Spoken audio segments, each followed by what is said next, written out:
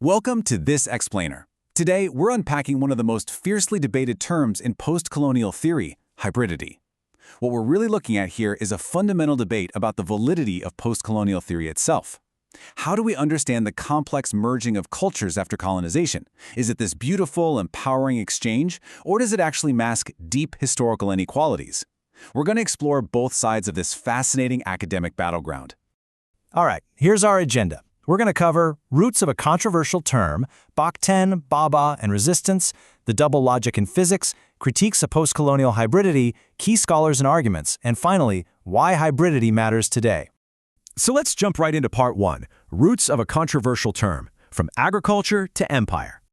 To truly grasp this debate, we've got to look at where the word actually originated, because, believe it or not, it definitely didn't start in cultural studies or literature. Its origins are entirely biological. Hybridity started out in agricultural science. It literally referred to the cross-pollination of plants. Just think about grafting two different species of apple trees together in an orchard to get a stronger third type of apple. But today, today it's one of the most widely employed terms in postcolonial theory, used to describe the creation of new transcultural forms within the contact zones produced by colonization.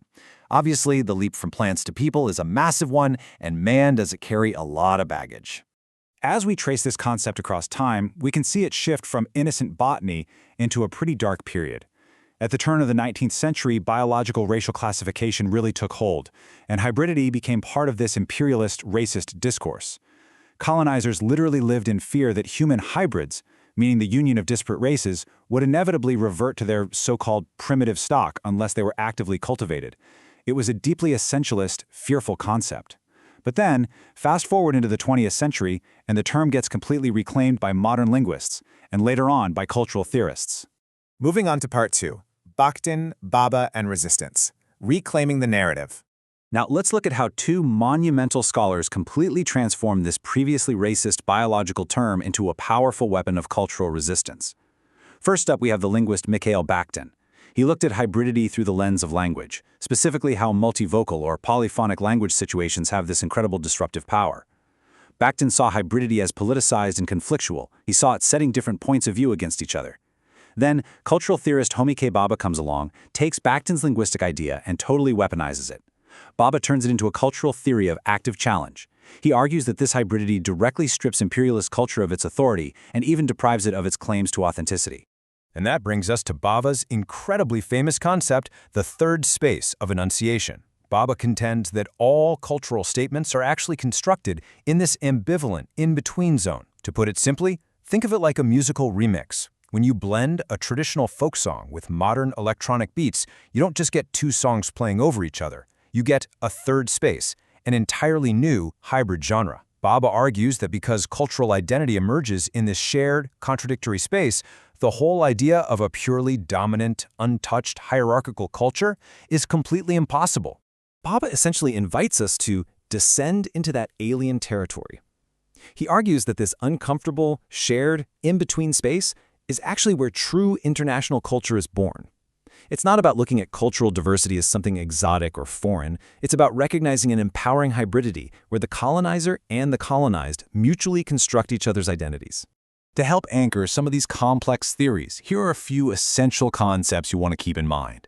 First, we have linguistic hybrids like Pidgin and Creole languages. Then there's Bakhtin's concept of the carnivalesque. This actually originated in the Middle Ages, referring to a boundless world of humorous, festival-like forms that actively opposed the super-serious official tone of ecclesiastical and feudal culture. We've already touched on the third space, and finally, there's creolization. Scholar Robert Young notes that this is the unconscious process of hybrid mixture, which is quite different from a deliberate political disruption. Which leads us to part three, the double logic in physics, Robert Young's analogy. So how do we make sense of a concept that seems to completely contradict itself? Like, how can hybridity act as both an oppressive tool from the 19th century and a modern tool of liberation? Well, scholar Robert Young brilliantly answers this by drawing a really fascinating analogy to the sciences. In classical physics, we rely on rational either-or choices, analyzing isolated, discrete objects, right? But in quantum physics, we are forced to accept incompatible, coexisting logics. Young argues that hybridity operates on this 20th century quantum logic. It forces us to look at the complex relations within a shared field, seeing meaning as the product of those relations, rather than trying to analyze cultures as isolated, separate objects. It's a true double logic. Next up, Part 4, Critiques of Postcolonial Hybridity, Neglecting Power Imbalances. Now, despite the brilliance of the third space and those quantum analogies, we absolutely have to impartially examine the heavy critiques against hybridity, because scholars like Amar Acharya are spearheading a fierce, growing movement that questions this entire concept. These critics are asking, does the uncritical celebration of hybridity abstractly globalize the postcolonial condition at the expense of reality? Are we getting way too caught up in textual theories while completely ignoring what actually happened on the ground? Critics argue that treating colonization as a mere cross-cultural exchange essentially whitewashes brutal inequalities. I mean, if we just say two cultures mutually constructed each other, it seriously downplays the extreme oppositionality of the oppressed against the oppressor.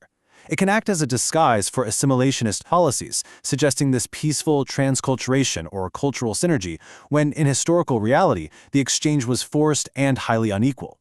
Furthermore, Robert Young warns of a dangerous, unconscious repetition. Because the term was so heavily used in imperial racial discourse, Young suggests that by constantly talking about hybridity today, we might simply be repeating the exact racial fixations of 19th century imperialists, rather than actually escaping them. We might literally be trapped in the very vocabulary we're trying to deconstruct. Let's break this down in Part 5, Key Scholars and Arguments, Mapping the Intellectual Debate. To make sure we have a clear view of all sides of this debate, let's map out exactly where the battle lines are drawn.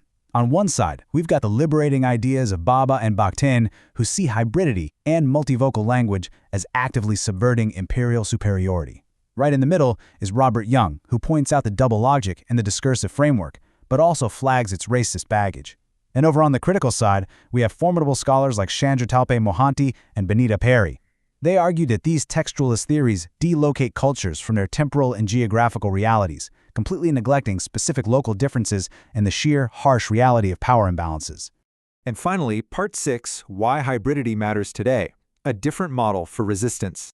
So, after exploring its controversial botanical roots, the complex double logic, and the fierce academic pushback from scholars like Mohanty and Perry, why does accurately defining hybridity still matter to us right now? Well, it matters because it provides a completely different model for anti-colonial resistance. Traditionally, resistance relied heavily on asserting a pure, pre-colonial national culture. But hybridity locates resistance in the subversive practices implicit in the colonial ambivalence itself, literally using the colonizers' own contradictions against them. And we see this today, right? Think about modern examples of digital identity and online cultural exchange. We are all interacting in these digital contact zones, constantly blending and navigating cross-cultural realities, proving that pure, untouched cultural silos simply don't exist anymore. But I want to leave you with this final provocative question to ponder based on all the critiques we've explored. In our rush to celebrate a shared third space or globalized digital culture, do we risk devaluing the very real, very local struggles of those who lived and continue to live through the harsh realities of inequality? Do we whitewash history by calling it a mutual exchange? That is the core of the debate, and it's entirely up to you to decide where you stand. Thanks so much for joining me for this explainer. Keep questioning and keep learning.